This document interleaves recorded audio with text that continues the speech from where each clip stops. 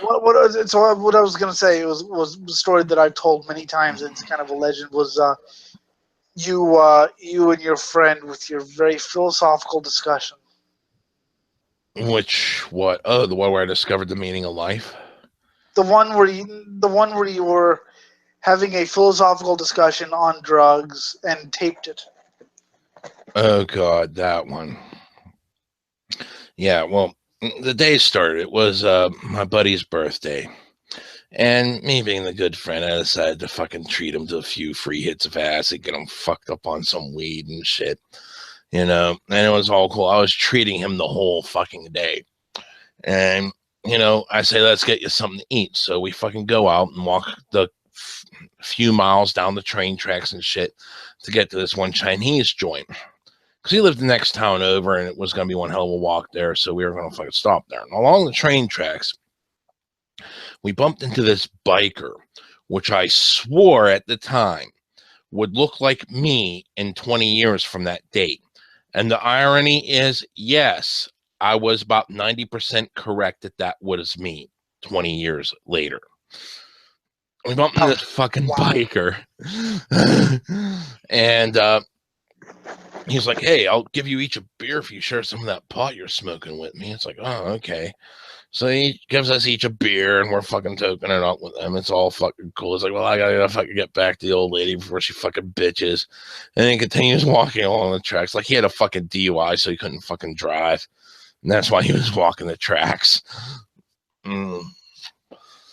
So we get to Yes, the, yeah. Bikers and I also had a good relationship because bikers they were always cool and they're always willing to share. And they had a very interesting sense of humor. oh, yeah. And I knew a biker who, I'm not kidding, doubled as a coroner. This is my go-to joke for giving an example of biker humor. How do you make a 3-year-old girl cry twice? How? You wipe your bloody dick on her teddy bear. Which is wrong on so many levels. Oh, yes, that's just complete filth, and that is biker humor. Yes, but they were some of the most nice people I could think of.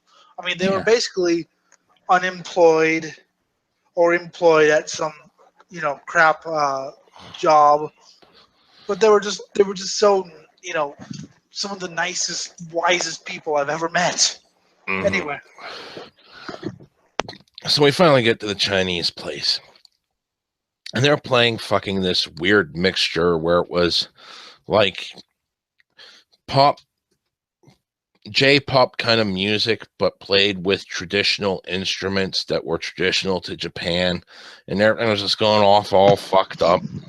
And my buddy's sitting there, and like he's starting to wig out, and then like he grabs the waiter, like while we're waiting to be served, and he's like, "Can you make this music stop, please? Oh my god!"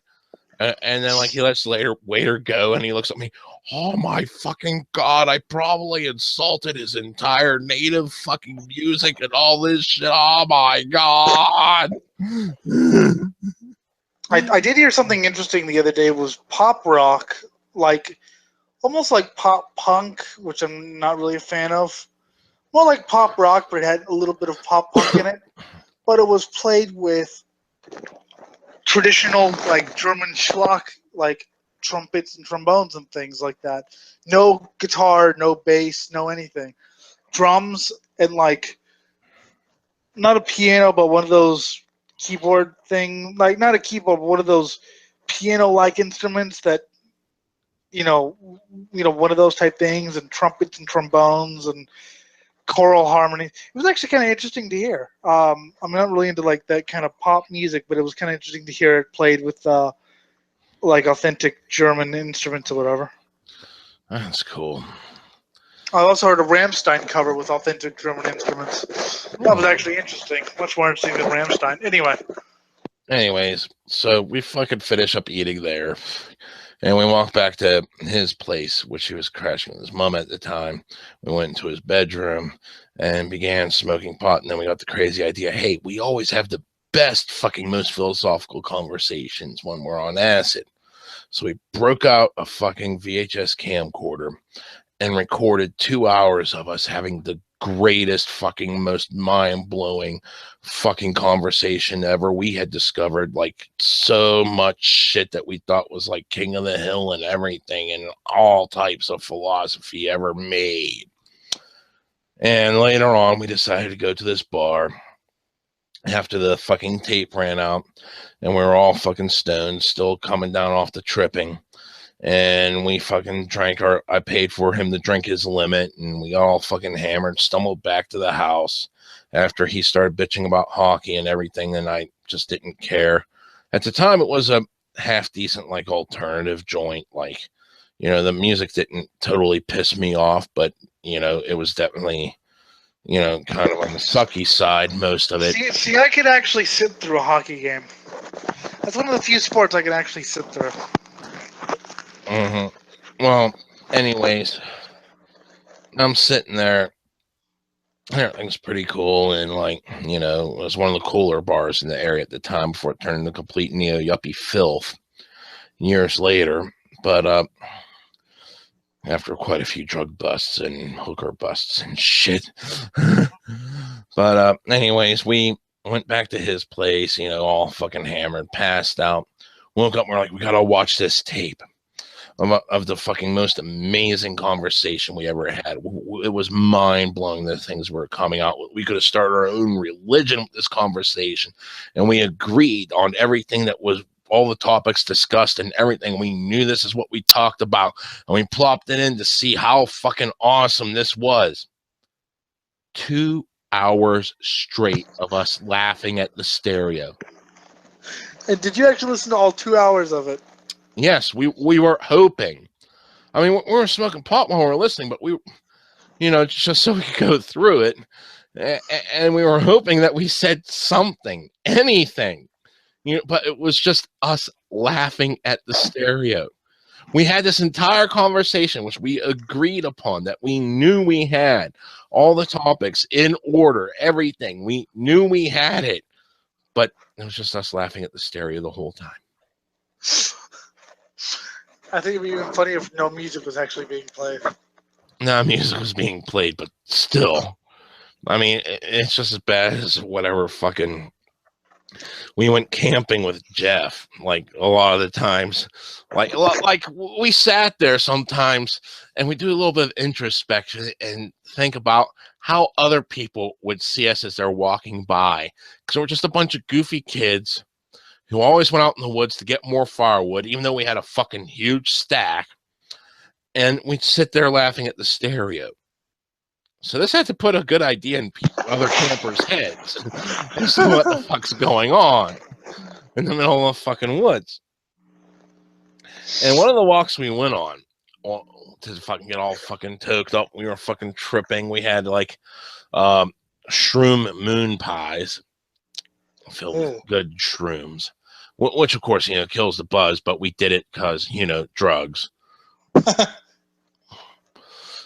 And we were tripping on acid on top of it, and we're going around. We're looking for some place to fucking smoke pot. And Jeff's there saying, man, I wish there was like a fucking, there should be like a bench right here, you know, just for us to sit on. Because I'm feeling a little tired now, and I like to just sit down and fucking roll a doobie, you know. And my buddy's there saying, oh, you motherfucker, there ain't no fucking way there's a bench here. We're out in the middle of fucking woods. We turn a corner around this tree, and sure enough, there was a bench sitting right there. And all I did was just laugh because it appeared because of the will of the Jeff. Meanwhile, you know, this is fucking, you know, campgrounds and commercial campgrounds and shit with, you know, commercial trails and shit. So obviously they're going to have shit like this lying around. But at the time, I was just so out of it. I was like, it appeared because of the will of the Jeff. I still have my friend's story about he found mushrooms, you know, intoxicant shrooms, and was picking them, and he heard this noise, and it was a generator, and he found a bus, and he walked by it. These two rednecks come out. "What are you doing on our path, boy? You picking our shrooms?" You know, fucking come out with butcher knives, and he's like, "Please don't kill me." He just ran away. But another story I liked was you discovered the meaning of life. Oh yeah, the very first time I ever ate acid. And I was sitting there at Denny's with my one buddy from the previous two stories, and it was the first time I had acid, and like he got up to the guy and he bought like 3 double strips, and when he was gonna, and he was telling me, there are double strips at all this, and all this shit. Now I was new to the fucking experience, so I knew I was supposed to get 2 hits. He went into the bathroom, took his dose, and then I went to the bathroom and I saw 2 pieces of paper. Like, oh, cool, my 2 hits. Meanwhile, I'm eating 4 hits of acid because the other double strip was supposed to go to his friend. And I come back, he's like, "Where's the rest of it?" It's like, "What do you mean? There were only 2 hits there. I ate it all." He's like, "Oh my god, you just ate 4 hits of acid. I gotta fucking babysit your ass now." And we're sitting there at Denny's, and the trip's starting to kick in, and we go into the mall. And things are getting colder, and it's starting to snow. And we go into the mall, we just fucking fuck around. And eventually, the mall closes early because it's a blizzard of 95 here in southwestern PA. And fuck, the one fucking mall staff guy that like we were cool with, he offered to give us a ride home if we helped him with his job, getting all the toilets cleaned up and shit. And I never had so much fun fucking cleaning toilets. Oh yeah, before the mall closed, before the mall was closing, we went up to Orange Julius because obviously vitamin C and orange juice make you trip harder for whatever reason. Urban myth we believed in. And we're sitting there bullshitting. And I was so fucking out of it, I knew I fucking came up with the meaning of life. I knew it was dead center, dead on. And my buddy's like, "Yeah, that is the meaning of life." And I take a sip out of my Orange Julius. Then a thought races through my brain. Did that have a cigarette butt in it? I say out loud. I look down in it. Sure enough, the cigarette butt was in the Orange Julius. I was like, "Oh my god, I just drank an Orange Julius, the cigarette butt in it." Followed immediately by, "Holy fucking shit, I just forgot the meaning of life." That's great. So I forgot the meaning of life because I drank the Orange Julius with the cigarette butt in it. So back to cleaning toilets. Mm-hmm. I was cleaning toilets and it was fucking awesome. There were like geometric shapes being eaten by like computer generated images just floating around like ah, and like the toilets are making this weird sound going every time I clean it, and fucking cleaning out the tampon bins was awesome because fucking wild trails of fucking bloody, whatever, just hitting the fucking garbage bag. Most fun I ever had cleaning toilets in my entire life. Never again. So, and there was this one guy that was fucking had Down syndrome or something. He was an employee at the mall, and he was walking up, a couple times while we were helping the staff guy get his fucking shit done. And the entire time in my warped brain, I thought that the guy with Down syndrome was the hallucination, but the fanfare that would play, fanfare would play every time he showed up. I thought the fanfare was real, but the guy with Down syndrome was the hallucination. Okay. So we're all fucking out of our skulls. He finally gets the clock out because all his shit's done. Thanks to us helping. And we're scraping off his car. We start driving down the ramp, and right across the ramp, there was an Eaton Park. I was like, "I want some orange juice. Let's just stop at Eaton Park." Keep in mind, it's about 2 miles to my friend's house. I'm just so out of my skull that I demand to fucking stop right across the street from the mall at an Eaton Park. Oh, dude, it's orange juice. I needed more orange juice to trip harder. Everyone needs more orange juice. I mean, I'd say that even if I was sober. I love orange juice. Anyway, So we're sitting there drinking orange juice, and like the orange juice is done, and we tip the waitress and everything, and I'm like, I wonder if Denny's has better fucking orange juice. And Denny's is right across the street in the mall parking lot. So we walk across the fucking blizzard torn high, and the guy is all just 6 going, lanes of the blizzard torn highway that are fucking, just net down to 2 with all the fucking snow everywhere and no one's out. We walk. and the guy at the mall. Oh, he drove home after he dropped us. Oh, okay. I was gonna say it'd be funny if you went along. My buddy's like fucking, just babysitting me the whole time. He's like, just let Jim go. He's having the time of his life right now. So we go over to Denny's, have orange juice there. And I was sitting there, I was like, I don't know which is better. Let's go back to Eaton Park and get more orange juice. So we paid for everything. Fucking went back to Eaton Park for another orange juice. At this time, the college crowd's there, trying to make it home and get warmed up before they fucking, get back to campus and shit. And like, my buddy's there, talking all cool, all straight. He's talking to these people trying to get a fucking ride home because he knows I fucked him by going to fucking Eaton Park to begin with.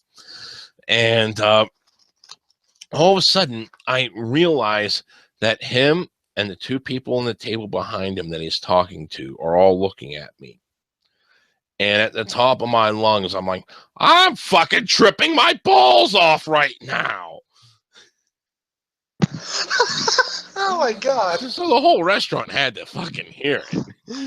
And my buddy's like, dude, just settle down. It's okay, And like, we ended up joining our booths together. We're talking, and they're asking me all these questions about what acid's doing to me. I'm like, this is my first time tripping, and all this shit's going on. And I told them about the menial life, the toilets, the fucking guy with Down syndrome that was a hallucination, but the fanfare that was real, just everything. And, the snow was doing the craziest things, and computer generated images, fucking geometric shapes. So finally, after all this, we finally get the ride back most of the way to his house, and we're only like 2 blocks away. He's like, thank God I pulled that off. And I go into his house, and like he goes in his room to pass out, but I'm still all fucking wired from fucking tripping. So for the next 4 hours, I sat there playing Legend of Zelda: Link to the Past on the Super Nintendo, and it was the most amazing thing ever. I bet. And then I passed out, and when I woke up, his mother was looking over me scornfully. I've had people look over me scornfully. Probably because I deleted her 100% save file, and I was only 95% complete by the time because at the time I was fucking good at the game. Now I fucking suck. So she wasn't looking at you scornfully because you were in her house high or whatever. It was because she knew that happened, and that was part of it. But the other part of it was I deleted her 100% save file. Good job. Mm-hmm.